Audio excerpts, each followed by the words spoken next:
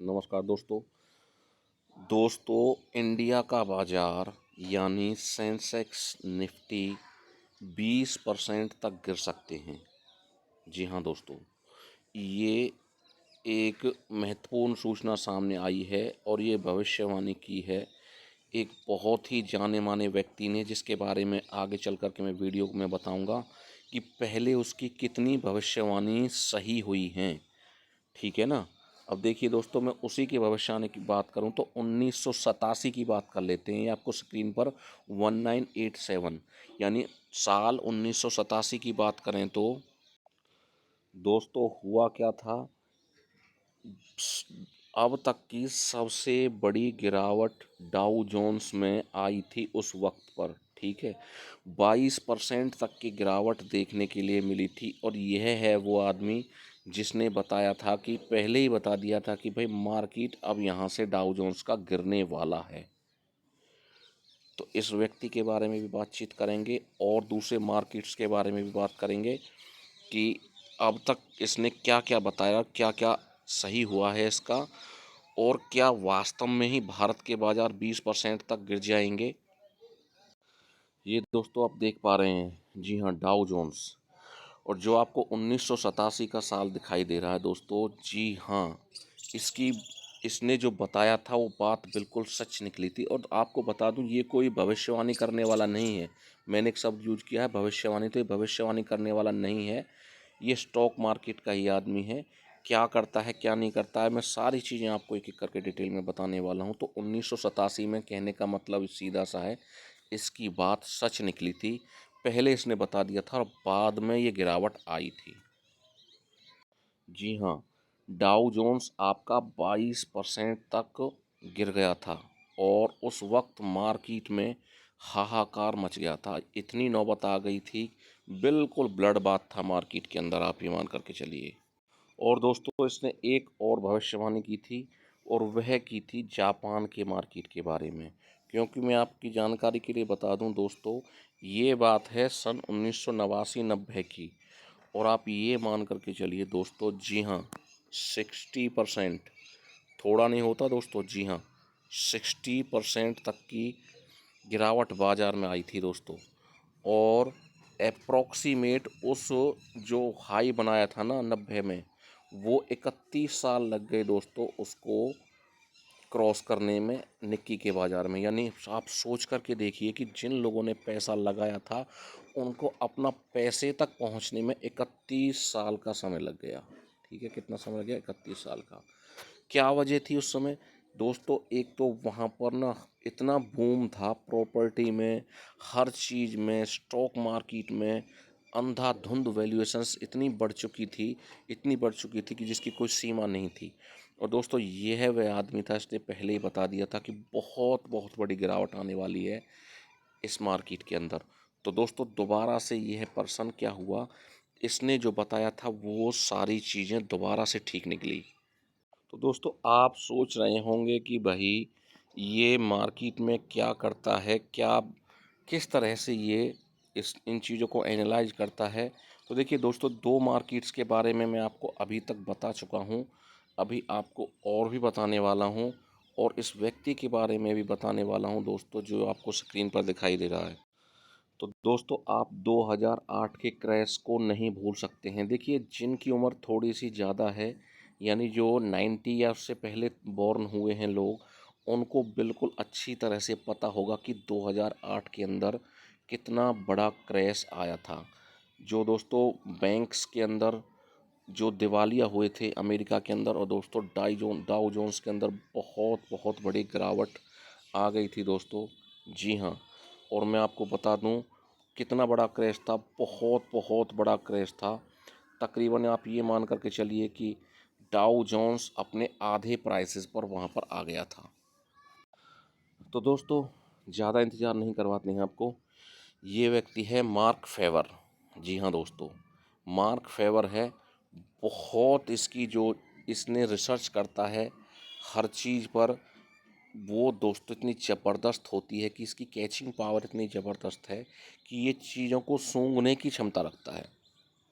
आखिरकार दोस्तों ये काम क्या करता है? देखिए दोस्तों, ये एक्चुअल में क्या है, एक फंड मैनेजर है।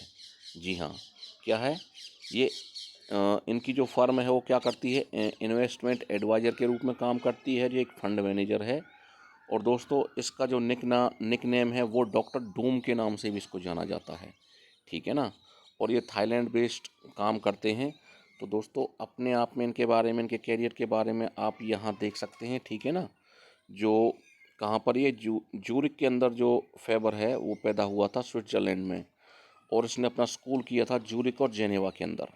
तो ज़्यादा डिटेल्स में आप इसमें आराम से वीडियो को स्किप करके देख सकते हैं।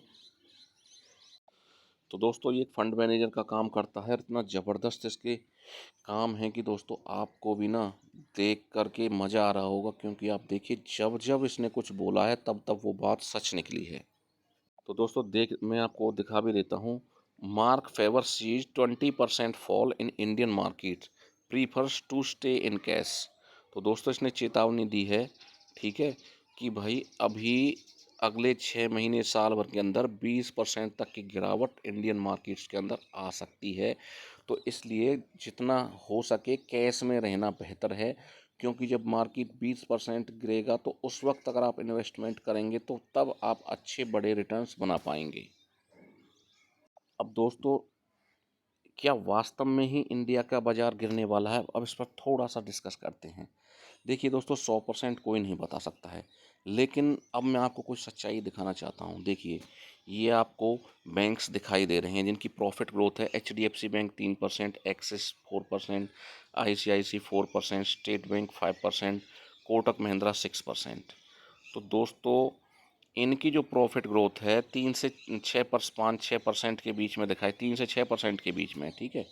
तो इसका लेकिन दोस्तों जो वैल्यूएशन है ना, जो फ़िलहाल इनकी कीमत है, वो पता है कीमत का क्या बेस है?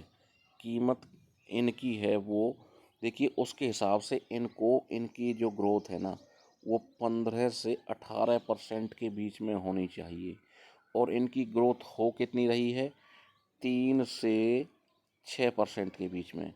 तो आप खुद सोच करके देखिए कि क्या मार्केट में करेक्शन आने की उम्मीद है या नहीं है। देखिए मैं अपने मुंह से कुछ नहीं कह सकता हूँ, आपको मैं फैक्ट जो चेक है बिल्कुल फैक्ट बता रहा हूँ। आप कहीं पर भी जा कर के इसको चेक कर सकते हैं। तो इसका मतलब क्या हुआ? देखिए प्रॉफिट ग्रोथ उतनी है नहीं, बाज़ार ऊंचे हैं, तो आप समझ सकते हैं इसके लिए क्या हो सकता है। और दोस्तों जैसे कि आईटी है, तो आईटी सेक्टर का तो दोस्तों कहना ही क्या है, उसमें तो देखिए बहुत ही मामला बिगड़ा हुआ है। अगर दोस्तों देखिए मैं बात करूं, जैसे कि आपके बैंक्स हैं, तो बैंक्स की तकरीबन सेंसेक्स के अंदर 26% की हिस्सेदारी है। तो देखिए दोस्तों बैंक्स का हाल मैंने आपको दिखा दिया क्या हाल है। आईटी की 10% हिस्सेदारी है। तो आप आईटी के बारे में भी अच्छी तरह से जानते हैं कि कितना बुरा हाल हुआ पड़ा है आईटी के अंदर। और मैं बात करूं रिलायंस की, 10% की हिस्सेदारी है। दोस्तों उसी का भी यही हाल है। एफएमसीजी देखिए जो हमारी रोज़मर्रा की खाने पीने की चीज़ें होती हैं उसका 5% है। जी हाँ दोस्तों, तो आप खुद सोचिए। लेकिन इनका जो मामला है ना वो सारा मामला ख़राब हुआ पड़ा है। तो दोस्तों क्योंकि आपने देखा होगा दोस्तों जो रिजल्ट्स आ रहे हैं ना इंडियन कंपनीज की, जो रिजल्ट्स हैं, तो दोस्तों वो अच्छे नहीं आ रहे हैं। तो ये बात आप भी अच्छी तरह से जानते हैं। देखिए ऐसा नहीं है कि जीडीपी नहीं बढ़ेगी। भारत की, इंडिया की जो जीडीपी है वो 7 साढ़े 7% के हिसाब से उम्मीद है। ठीक है ना? लेकिन दोस्तों ये ज़रूरी कतई नहीं होता है कि अगर जीडीपी बढ़ रही है, जीडीपी ठीक ठाक काम कर रही है तो आपका स्टॉक मार्केट भी बढ़ेगा। ठीक है ना? अब यहाँ से मैं आपको कुछ फैक्ट दिखाना चाहता हूँ। देखिए अप्रॉक्सीमेट 6,000 प्लस कंपनियाँ हैं बीएसई पर जो लिस्टेड कंपनियाँ हैं। ठीक है, इनका जो कंबाइंड अगर मार्केट कैप की मैं बात करूँ तो 474, ठीक है ना, लाख करोड़, 474 लाख करोड़ इनका जो मार्केट कैप है। और भारत की जो जीडीपी है 357 लाख करोड़। तो देखिए इसका सीधा सा फार्मूला होता है, देखिए कि भाई 474 जितनी मार्केट कैप है उसको हम भारत की अगर जीडीपी से डिवाइड कर दें तो ये कितना आ जाता है, 1.33%, या अगर ऐसे मोटा मोटी माने तो 133%। तो दोस्तों 100% तक ही मामला ठीक रहता है, और 100% से ऊपर वो ओवर वैल्यूड हो जाती है और वहाँ फिर करेक्शन आने की उम्मीद भी होती है और हैवी चांसेस होते हैं। दोस्तों आप देखिए, आप वीडियो देख रहे हैं अभी तक आपने देखी, इतनी अच्छी-अच्छी बातें हम आपके लिए लेकर के आते हैं। देखिए, अगर अभी तक वीडियो देख रहे हैं और आपने चैनल को सब्सक्राइब नहीं किया तो प्लीज़ चैनल सब्सक्राइब कर लें। वीडियो को ज़्यादा से ज़्यादा लाइक करें, शेयर करें। क्योंकि दोस्तों बहुत रिसर्च करने के बाद में हम आपके लिए इन चीज़ों को लेकर के आपके सामने लाते हैं। तो दोस्तों आप ये मान कर के चलिए कि यानी देखिए, अगर मार्केट ऊपर जाता है तो वहाँ से आप क्या कर सकते हैं कि कैश पर रह सकते हैं। आप मेरा इशारा समझ गए होंगे दोस्तों। इस वीडियो में इतना ही। Thank you very much.